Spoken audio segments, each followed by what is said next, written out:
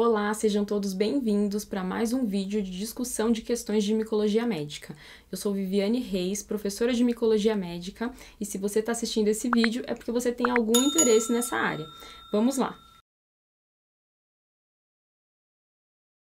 A primeira questão é o seguinte: a gente tem uma imagem de microcultivo e está pedindo para falar a qual doença esse microcultivo está relacionado, né? Esse fungo está relacionado. Temos 4 opções. A primeira opção é micetoma, a segunda opção fel e fumicose, a terceira opção cromoblastomicose e a quarta opção esporotricose.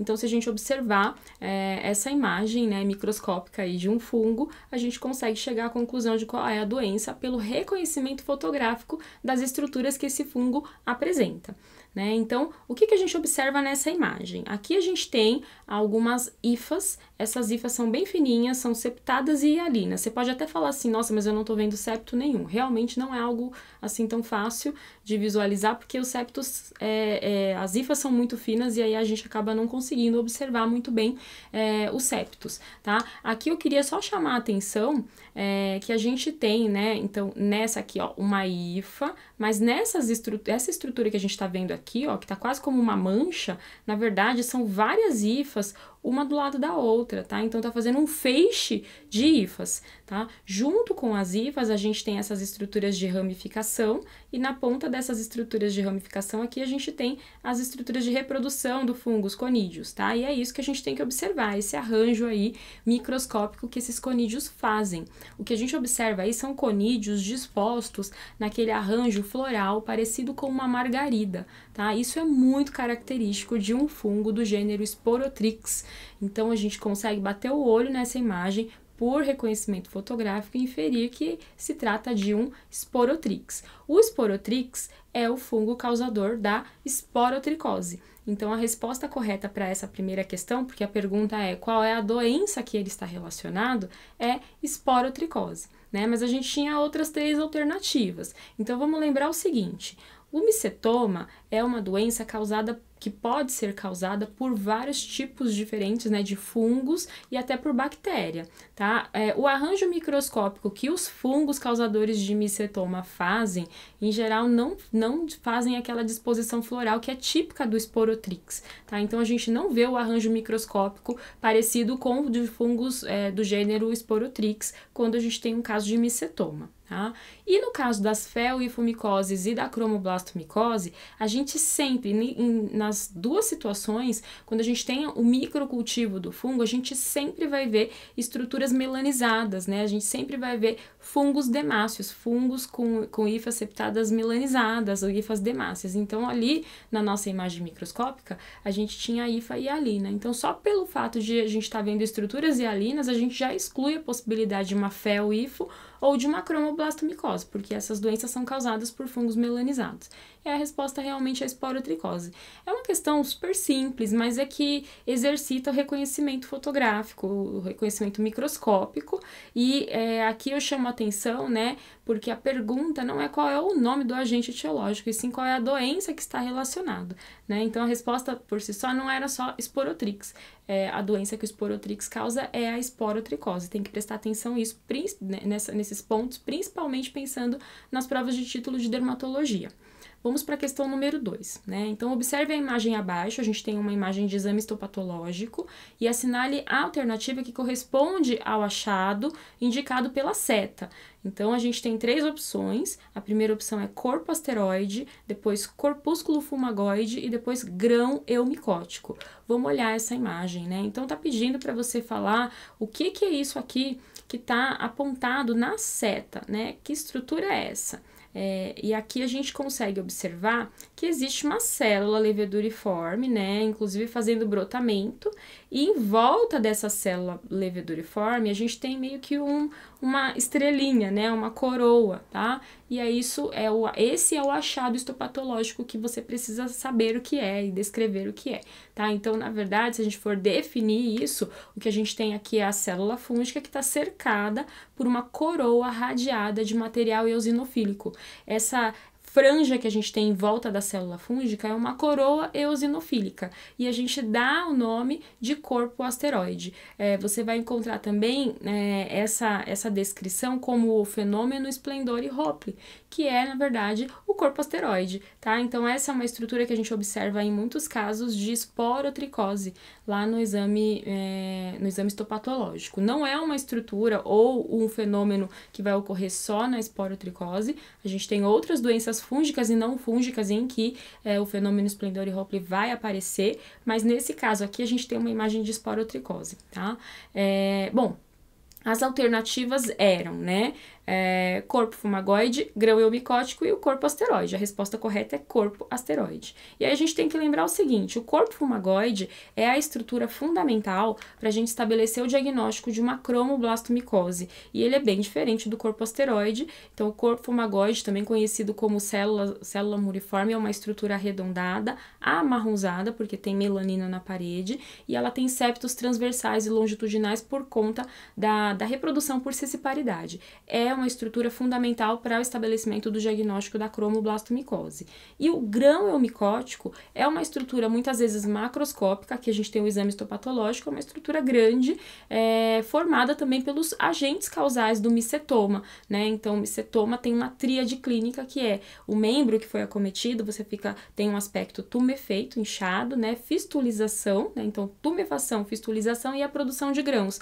É a estrutura fundamental para o estabelecimento do diagnóstico de micetoma. Então, é o grão eumicótico, bem diferente da estrutura que a gente viu ali, que é chamada de corpo asteroide, tá? Então, a resposta correta era a letra A. Vamos para a questão número 3.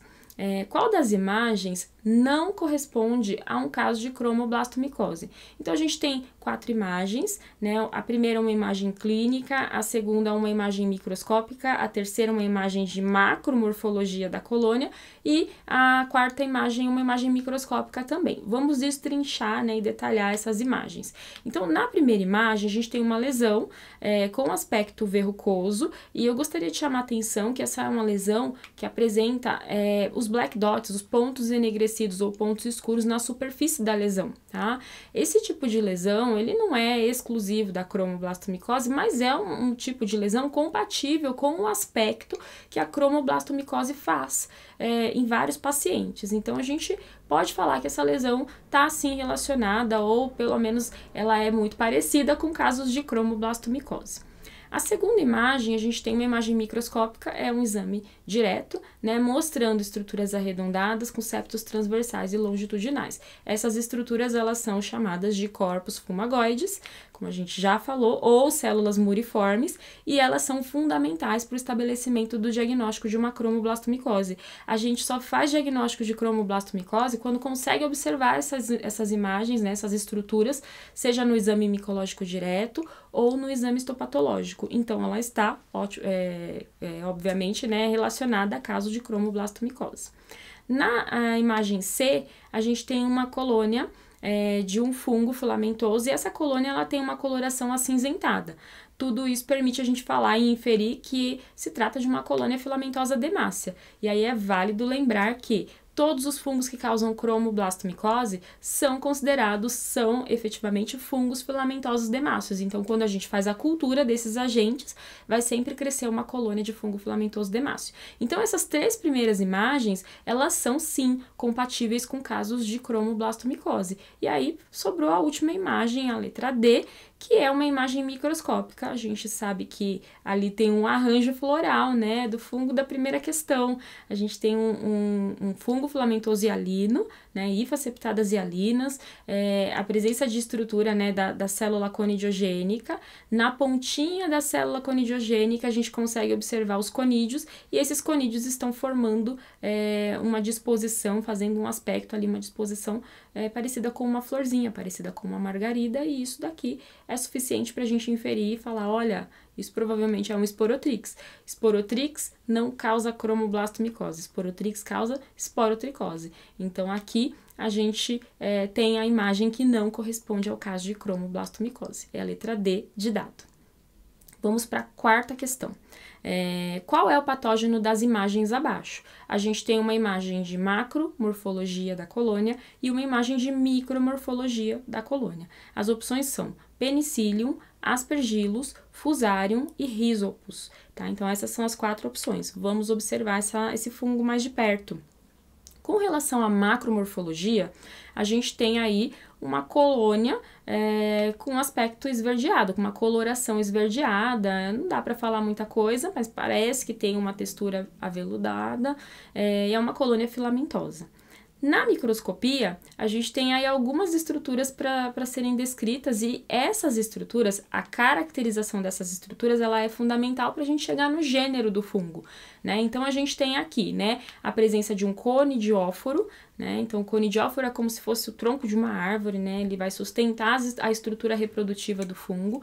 Na ponta desse conidióforo, a gente tem essa estrutura aqui, olha, que é uma vesícula. Então, na ponta do conidióforo, a gente tem uma vesícula e na superfície dessa vesícula, a gente tem uma série de estruturas que a gente denomina como fiálides.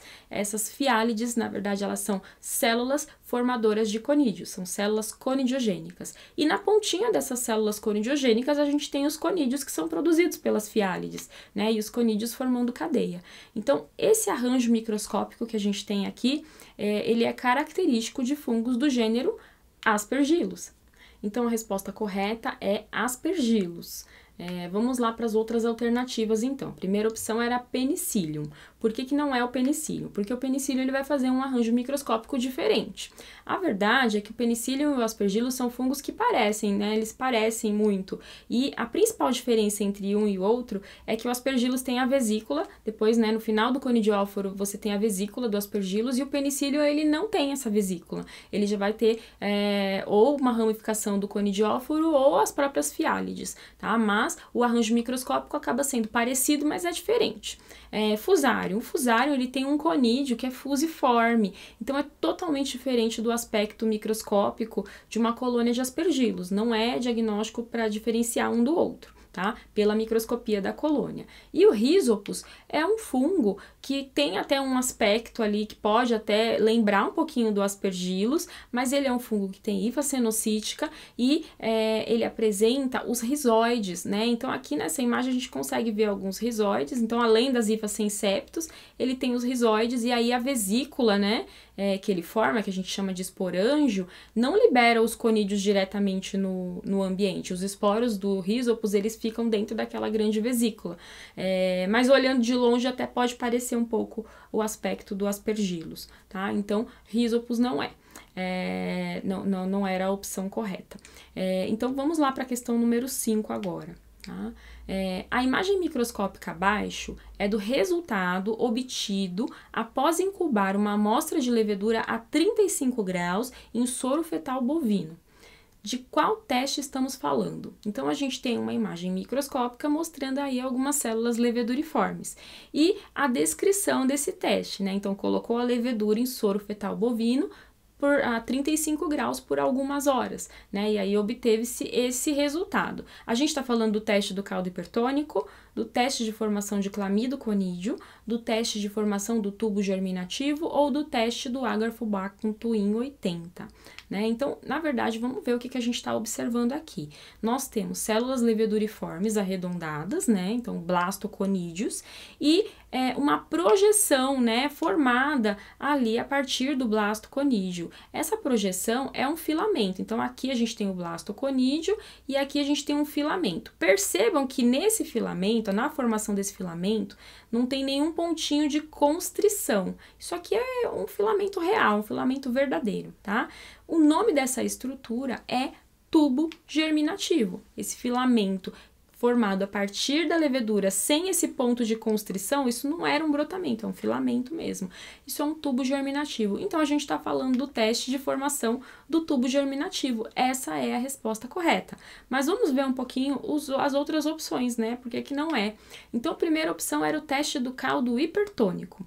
O teste do caldo hipertônico é um teste que a gente faz para diferenciar Candida albicans de Candida dubliniensis. O que a gente faz é a gente coloca a levedura nesse meio hipertônico. Então, na verdade, é um saburô caldo com uma concentração alta de sal, de NaCl, e a gente submete a levedura, então, nesse caldo hipertônico, e se ela tiver capacidade de se desenvolver nesse meio hipertônico, a gente caracteriza como uma Candida albicans, e geralmente a Candida dubliniensis não tem capacidade de se desenvolver nesse meio hipertônico. Esse teste é um teste de triagem, né, que a gente faz para fazer essa triagem mesmo entre Candida albicans e Candida dubliniensis. É óbvio que o diagnóstico final ele é feito sempre pela biologia molecular. O teste de formação do clamidoconídeo, na verdade, é um microcultivo em que a gente vai colocar a levedura num meio pobre em nutrientes e forçar, né, a formação de estruturas de pseudohifas e a formação de clamidoconídeo. E também é um teste que a gente vai fazer com a finalidade de ver se ali aquela levedura, se ela é uma Candida albicans ou uma Candida dubliniensis. Essas duas espécies de Candida têm capacidade de formar o clamidoconídeo. Tá? Então, é um teste de microscopia, o teste de formação do clamidoconídeo. E o teste do agar fubá com Twin 80, na verdade, é um microcultivo que a gente faz para as leveduras, né? Então, é um meio de cultura em que a gente vai colocar a levedura ali para se desenvolver e observar no microscópio. Então, esse teste a gente faz para todos os fungos. Agora, só voltando para explicar um pouquinho mais sobre o teste do tubo germinativo, ele é um teste para identificação presuntiva, também da Candida albicans e da Candida dubliniensis. Entre as leveduras, a Candida albicans e a Candida dubliniensis são as duas espécies que mais conseguem formar esse tubo germinativo ali dentro de um período de tempo de mais ou menos 2 a 3 horas. Então, geralmente se utiliza com essa intenção de fazer uma triagem e verificar se ali na levedura que está em identificação, se a gente tem uma Candida albicans ou uma Candida dubliniensis. Lembrando que o tubo germinativo, ele ocorre nas duas espécies, né? Não é em uma ou na outra, é nas duas. Então, se formou o tubo germinativo, é uma grande chance de ser uma Candida albicans ou uma Candida dubliniensis. E, novamente, a identificação final da Candida dubliniensis, ela acaba sendo feita por biologia molecular. Então, finalizamos por aqui o nosso quiz de hoje. Espero que vocês tenham gostado. Qualquer dúvida que tenha ficado, é só deixar o seu comentário aqui que a gente responde. Muito obrigada!